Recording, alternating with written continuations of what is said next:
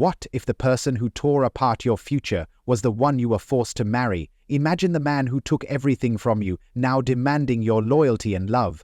Sahana's world was shattered, and the very person who betrayed her became her prison. Want to know how this nightmare unfolds? Hit subscribe and stay with us, because this story will make you rethink everything about justice, survival, and the price of betrayal. In a quiet village deep in India, life followed age-old traditions, and few dared to dream beyond what had always been. In this small place, there was a young girl named Sahana. Her eyes sparkled like morning stars, and her spirit was as free as the breeze. Unlike the other girls in her village, who were taught to think only of marriage and motherhood, Sahana dreamed of something different. She dreamed of books, learning, and a world beyond her village's dusty paths. Sahana saw beyond the hard life her family knew, a life tied to endless work and poverty. In her mind, she could picture herself walking through the grand halls of a university, her arms full of books and her future glowing with possibilities. Her father, Harish, worked as a stonemason. His hands were toughened by years of hard labor, and he would often look at Sahana with both pride and concern. Her mother, Priya, worked tirelessly as a domestic helper, her body worn by years of bending and scrubbing. Yet, whenever she looked at Sahana, she couldn't help but smile. Her smile carried a quiet hope, one she was too scared to say out loud. In their village, dreams were not something most people could afford. Every day was a fight to get by. But Sahana held on to her dreams tightly, treating them like little plants she had to protect from the scorching summer heat. At school, she shone brightly. Her mind was a treasure trove of stories about faraway places and heroes who had long been forgotten. Her teacher, a kind and wise man, often praised her sharp mind and begged her parents to let her chase her potential. This was Sahana's world, a place where dreaming was rare, yet she dared to imagine more. Dreams are delicate, much like the wings of a butterfly. They hold beauty and promise, but are vulnerable to life's hardships. For Harish and Priya, their daughter Sahad's dreams were a source of pride and joy, but also of deep worry. Their poverty weighed heavily on them, constantly reminding them of all they couldn't provide. How could they send their daughter to a far-off school? How could they open doors to the opportunities she deserved? These questions lingered like a shadow, threatening to dim the light of Sahana's bright aspirations. One day, their lives took an unexpected turn when Nand Kishore arrived at their doorstep. He was a man of towering presence, both physically and in reputation. In their small village, his name carried weight. He was respected, even revered. Nand Kishore was known for his authority, his wisdom, and his power to influence lives. To some, he was a guide; to others, a lender and benefactor whose favor could make or break fortunes. When Harish saw Nand Kishore standing at their door, his heart raced with nervousness. He wasn't used to hosting such an important figure. Yet, with trembling hands, he invited the elder inside, offering him what little hospitality their humble home could provide. Nand Kishore's gaze swept across the small, worn furniture and modest surroundings, his expression unreadable, but his presence commanding attention. With a voice that rumbled like distant thunder, Nand Kishore asked about their lives. He listened as Harish, struggling to hide his anxiety, spoke of their daily challenges and their dreams for Sahana's future. Nand Kishore's face remained calm, his eyes gleaming with a peculiar mix of curiosity and something else, something that Harish couldn't quite place. Nand Kishore then began to speak, weaving words of wisdom about the power of education and the importance of nurturing young minds. His tone was calm, yet there was an unmistakable undertone, a suggestion that he could help, but at a price. Harish and Priya exchanged uneasy glances. There was hope in Nand Kishore's words, but there was also a subtle weight, like the quiet rustle of a storm brewing. What did he want in return? And what path would his visit lead them down? Harish and Priya couldn't be sure, but they knew one thing: change was coming, and they had to be ready to face it. Sahana couldn't shake off a growing discomfort whenever Nand Kishore was around. At first glance, he seemed kind and generous, the kind of man everyone in the neighborhood spoke highly of. But there was something about the way he interacted with her that unsettled her. His gaze lingered on her longer than it should, and his overly warm smiles felt unnatural. as though they masked something darker beneath the surface. Sahana tried to push these feelings aside, telling herself she might be overthinking things. But deep down she knew that something wasn't right. After days of battling with her thoughts, she finally opened up to her mother, Priya. She told her about the unease she felt around Nand Kishore, how his presence seemed more intrusive than caring. But Priya didn't see it the same way. Grateful for the attention and kindness Nand Kishore had shown their family, Priya dismissed her concerns. "He's an elder, Sahana," Priya said with a reassuring smile. "He's respected by everyone. Don't let your imagination run wild. Be polite and respectful." Sahana wanted to argue, but saw the gratitude in her mother's eyes, a gratitude born out of hope for better days. She stayed quiet, even though her gut told her otherwise. Then, one quiet afternoon, while her parents were out, there was a knock at the door. Sahana opened it, only to find Nand Kishore standing there. Her heart sank as his looming presence filled the small space. She forced a polite smile, though her chest tightened with unease. "Namaste," she managed, stepping back to let him in. His smile was different this time, wide and unsettling, sending a chill down her spine. He walked into the house as though he owned it, his steps slow and deliberate. Sahana's discomfort grew as he began asking her personal questions. His voice was calm but had a strange edge to it, making her stomach churn. Every word he said made her feel more trapped, more vulnerable. When she tried to step away, to put some distance between them, he moved closer, blocking her path. His shadow loomed over her, heavy and menacing. For the first time, the house that had always felt like a safe haven now felt like a cage. Her heart raced, her thoughts scrambled, but she couldn't find a way out. Every instinct told her to run. But where? The walls seemed to close in, and Sahana realized she was utterly alone, with no one to hear her cry for help. The afternoon sun, which usually felt warm and comforting, now seemed harsh and unforgiving. Its light came through the windows, casting shadows on the walls that made the room feel eerie. Sahana sat there, frozen with fear. She couldn't believe what was happening. The man she had grown up respecting, the man everyone in the village admired, wasn't who she thought he was.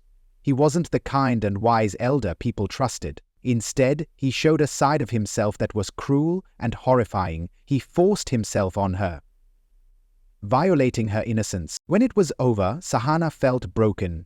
She didn't know how to deal with what had happened. It was like a piece of her had been taken away. She felt ashamed, even though it wasn't her fault, and that feeling was so strong it made her want to hide from everyone. The things that used to bring her joy, her friends, her family, even her favorite places, felt empty and dull. She stopped laughing, stopped smiling, and kept to herself most of the time. It was like the light inside her had gone out. Word about what Nand Kishore did spread quickly in the village. People talked in hushed voices, sharing the story with anyone who would listen. The same people who used to look up to him now avoided him. They didn't want to be associated with him. When they saw him, they looked away, their faces showing a mix of anger and disgust. Some people couldn't even believe it at first, but as more people talked, the truth became clear. Even though everyone was talking about him, Sahana felt like no one truly saw her pain. She felt alone and scared, unsure of how to face the world after what had happened. Every day felt harder than the last, and she didn't know if things would ever feel normal again. Harish and Priya were devastated by the news. It felt like their already fragile world, weighed down by poverty and uncertainty, had completely fallen apart. They were filled with guilt, blaming themselves for being too trusting, and overwhelmed by fear for their daughter's future. They questioned every decision they had made, wondering if things could have turned out differently. Sala, their daughter, found herself abandoned by the very community that once welcomed her with open arms. People she considered friends now avoided her, crossing the street to escape even a glance. Their looks, when they did meet her eyes, were full of pity or silent judgment. The once bright, colorful dreams that had defined her life now seemed distant and torn apart, crumbling faster than she could hold them together. Weeks turned into months, and Sahana's health began to suffer, both physically and emotionally. The trauma she had endured seemed to darken every corner of her life. She felt a deep emptiness, like her spirit had been drained. Simple joys like feeling the sun on her face, listening to birds sing, or hearing children laugh, no longer brought her happiness. Instead, these moments only reminded her of what she had lost. Her world was now filled with a heavy, unshakable despair, and it seemed like the light she once carried had completely vanished. This wasn't just sadness, it was a grief that lingered in every aspect of their lives, casting shadows over even the smallest hopes. Soon, the physical evidence of the violation became undeniable. The whispers grew louder, more insistent, each one dripping with judgment. Every glance from neighbors felt like an accusation. Sahana, stuck in a body that now seemed foreign and unkind, felt despair wash over her like a heavy storm. She had no escape, no one to truly lean on, and the walls around her seemed to close in tighter with every passing day. Harish and Priya, her parents, struggled in silence. They wrestled with their own guilt and helplessness, unsure how to protect their daughter from the weight of the truth that everyone seemed to know. The village elders, never ones to let such matters lie, soon stepped in. They spoke with authority, pushing Harish and Priya to act quickly, to settle things quietly before rumors grew into a full-blown scandal. "Think of the family's honor," they said. "This cannot get out of hand. Handle it, or the shame will follow you forever." For the elders, tradition was everything. They believed every problem could be solved by sticking to age-old customs, no matter the cost to the people involved. They had a solution, one they saw as simple and effective: marriage. "Let her marry Nand Kishore," they declared, as if it was the only option.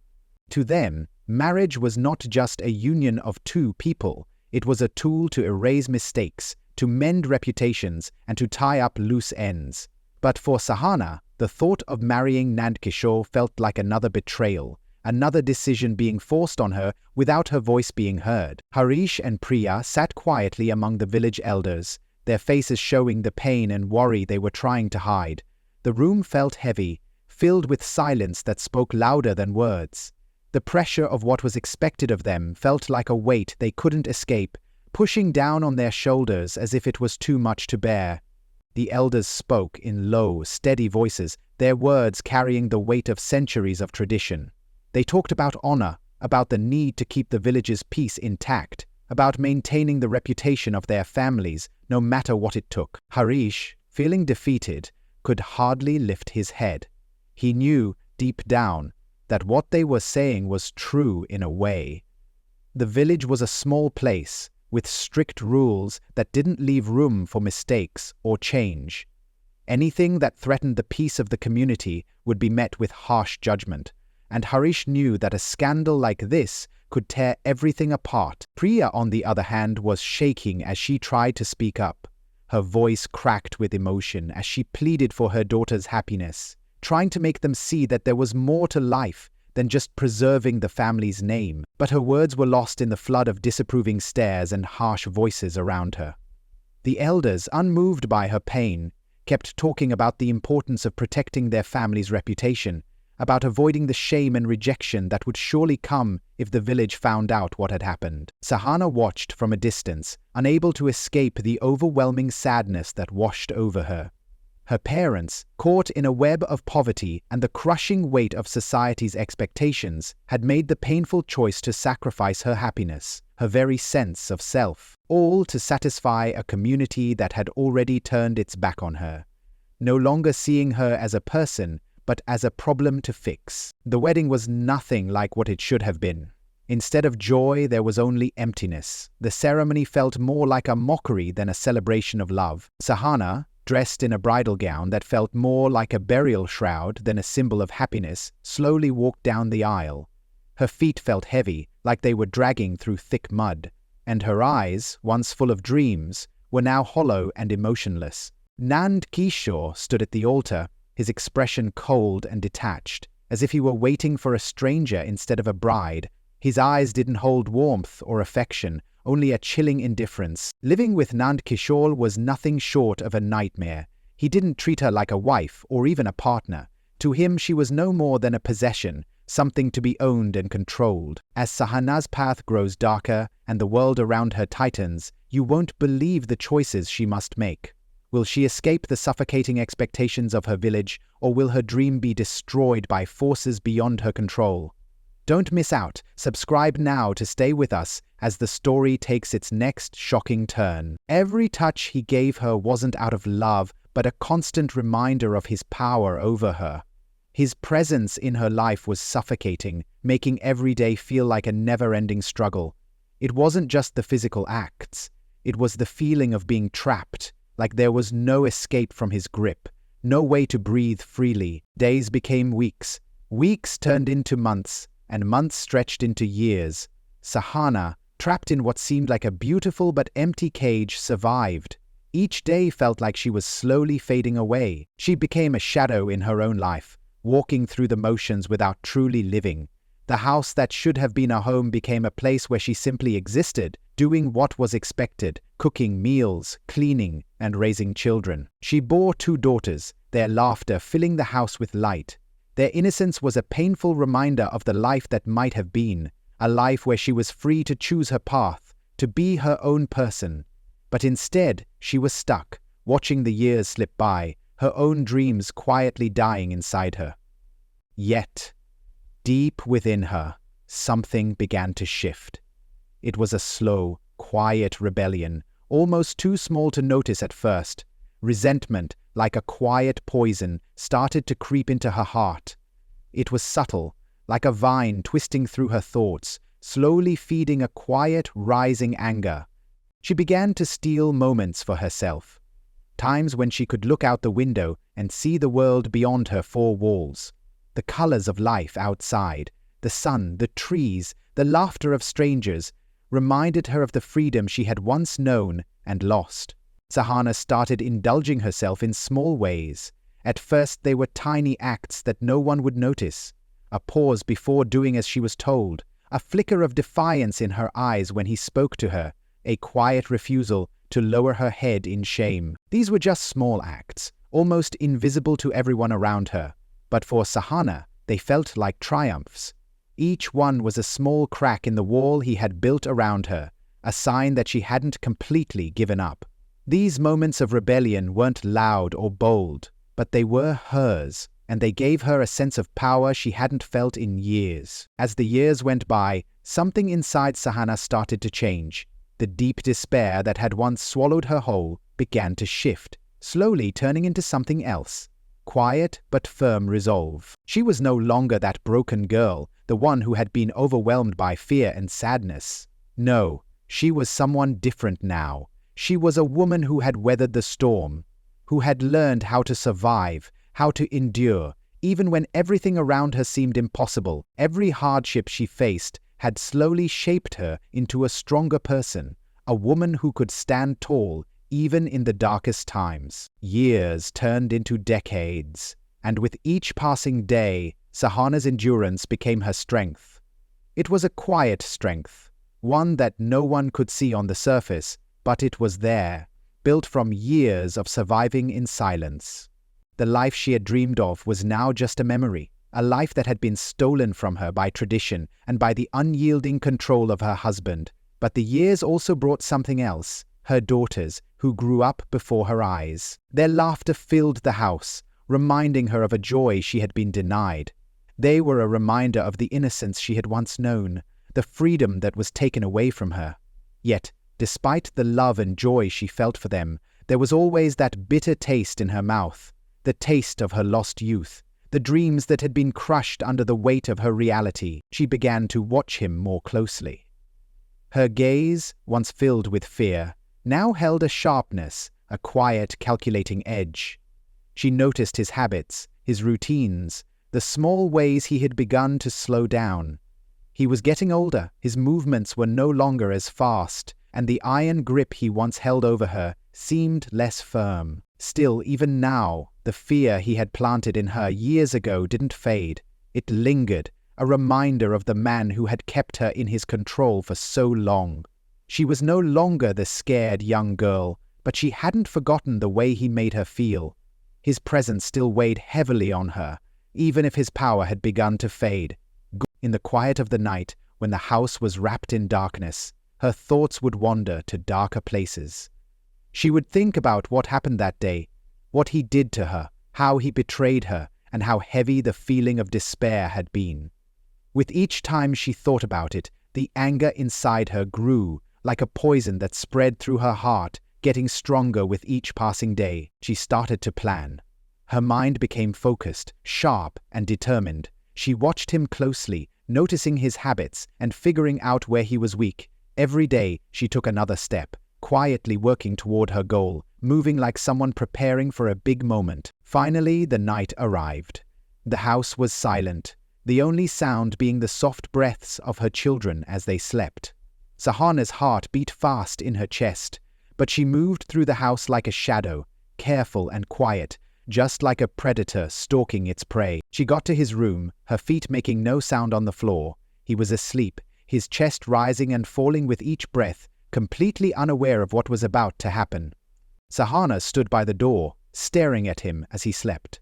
All the pain she had gone through, the dreams he had taken from her, and the weight of his control, all came rushing back in that one moment. She reached out, her hand gripping the handle of a knife, its sharp blade catching the light from the moon. In one quick, certain motion, she drove the knife into his chest. The room fell quiet, the only sound the soft thud of the knife hitting the ground as it slipped from her hand. He stirred, groaning softly, but it was too late. All those years of suffering, of staying quiet, had come to an end. Sahana stood over him, her breath calm, her eyes empty. The years of pain, the burden of his cruelty were finally gone. She was free. The news of Nandkishore's death spread quickly through the village. The man who had controlled so many lives, who had been a strong figure in their community, was suddenly gone. All eyes turned to Sahana, a reminder of the woman who had been trapped under his harsh rule for so long. The villagers, faces filled with shock and disbelief, gathered outside her house. She stood facing them, her gaze steady, her voice calm and firm. She told them her story of the abuse, the forced marriage, and the life that had been taken from her. Many of the villagers had seen her pain. Some had even turned away, ignoring her suffering. Now they listened in stunned silence. Sahana's words, though soft, carried a weight that seemed to shake the very heart of the village. The elders, their faces showing guilt and disbelief, listened quietly. They had been the ones who decided what was right and wrong, who upheld tradition. But they had failed Sahana. They had allowed her to suffer, silenced her when she asked for help. Just then, the authorities arrived, breaking the heavy silence. The village, once peaceful, became busy with activity. The investigation started, methodical and distant. Sahana's house, once a silent witness to her pain, now became a crime scene. Every detail was examined carefully, every piece of evidence gathered, as the truth began to reveal itself. Sahana was taken into custody, her face expressionless. She stood before the authorities with quiet strength, her voice steady as she told them what had happened that night. She didn't try to explain herself or ask for forgiveness. She simply shared the truth, her words reflecting the pain she had carried for so long. The trial became a fierce battle between old traditions and what was right. The courtroom, crowded with villagers, was filled with all kinds of emotions: anger, disbelief, and a growing sense of discomfort. The elders, once seen as the strong leaders of the community, now struggled to defend their actions. Their words, once full of certainty, seemed to lack the strength they once had. Sara's testimony, calm but powerful, hit everyone hard. She didn't just talk about her own suffering, she spoke about the systemic oppression that allowed it to happen. She pointed out how the villagers had stayed quiet, how many had ignored the pain she was going through. It was a wake-up call for them all, a painful reminder of the complicity that allowed her tragedy to continue for so long. After much thought, the judge finally delivered the verdict. It was a decision that left the village in shock, a moment that forced them to rethink everything they had known. Sahana was sentenced to 15 years of confinement, a sentence that tried to balance punishment with understanding.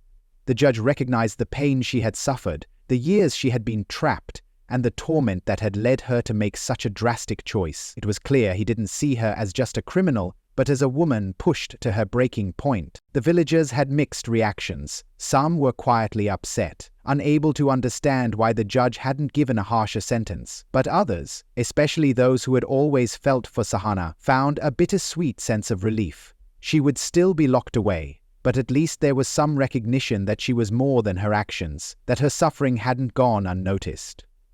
As Sahana was led away, she kept her head high, her gaze unbroken. She felt the weight of both freedom and consequence. She knew that her sentence was nothing compared to the years of pain she had already endured. In that moment, perhaps for the first time, she felt free, as if the walls that had held her for so long were finally starting to crumble. As Sahana's story lingers in the minds of the villagers and beyond, it leaves many unanswered questions. Could this tragedy have been avoided if her family had received compassion instead of harsh judgment? What if her cries for help had been heard instead of ignored? Her family had asked for financial aid from the local government, but it was never given. They were desperate, trapped in poverty that led them to make unimaginable decisions. But was that desperation enough to justify marrying their daughter off to the man who destroyed her innocence? The village is split. Some see Sahana as a woman who quietly suffered until she could no longer take it. They understand that her actions were born from years of pain, betrayal, and trauma. To them, she's not a criminal, but a symbol of a broken system that turned its back on her.